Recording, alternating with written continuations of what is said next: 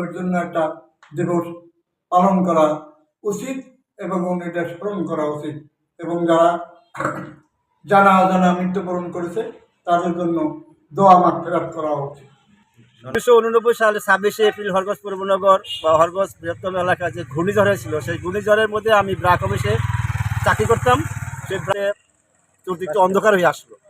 আমি ভাবলাম হয়তো কিয়ামত শুরু হয়ে গেছে।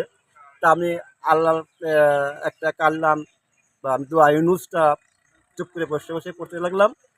যখন ঝড় উঠে আসলো তখন ধুলাবালি চোখ অন্ধকারে আসলো। তখন আমি নিচু হয়ে টেবিলটা হাতকে ধরে নিচে হলাম। ঝড়ে উল্টে টেবিলটা আমার হাতে পড়লো। হাতে পড়ার পর ওয়ালটা ভেঙে আমার ওই টেবিলের উপরে পড়ার পরে আমার হাতটা টেবিলে একটু চাপ লাগে। চাপ লাগার পর আমি টানাটানি করলাম ঝড় শেষে, কিন্তু বেরোলো না। তখন একটা ইট দিয়ে পাত্র দিয়ে মানে টেবিলের বাতাটা ভেঙে পরে আমার হাতটা খোলার পরে আমি তখন সজাগ হলাম। আমরা তখন জ্ঞান ফিরলো যে আমি তো বেঁচে আছি, মনে হয় আমার বাপ মা বেঁচে আছে কিনা। তখন আমার বাপ মার উদ্দেশ্যে আমি ব্রাক থেকে বাড়িতে দেখি আমার মা বাবা আমার বাড়িতে রাখাল ছিল, রাখালটা পিঠে কাইটে গেছে। আমার নাম যে ডাক্তার আলী ভাই হসপিটাল বন্ধ। এই 1-1.5 মিনিট এর মধ্যে আমার উত্তর দিকে একটা বাতাস এসে মানে বাড়িতে কিছু নাই, সব শেষ করে একবার মাটি মুটি সব ভিটার মাটি কিছু নাই বাড়িতে।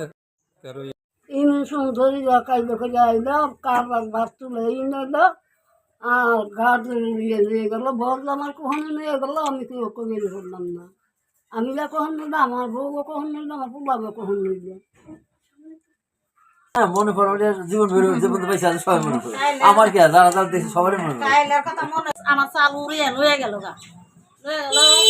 ঘরে মাটি নতুন মাটি দিয়েছিলাম, বেড়া বেড়ে গেল। পরে কি করুন বাচ্চা নিয়ে এই দিকে এই গাঙ্গের বাড়ি স্কুল প্রাইমারি স্কুল টিন টুন দৌড়াই আসে, কোথায় খারানোর মতো জায়গাই নাই। এপ্রিল মনে পড়ে সেই দিনের কথা। আমি তখন নির্বাচিত উপজেলা পরিষদের চেয়ারম্যান। আজকেও বুক থরথর করে কাঁপছে।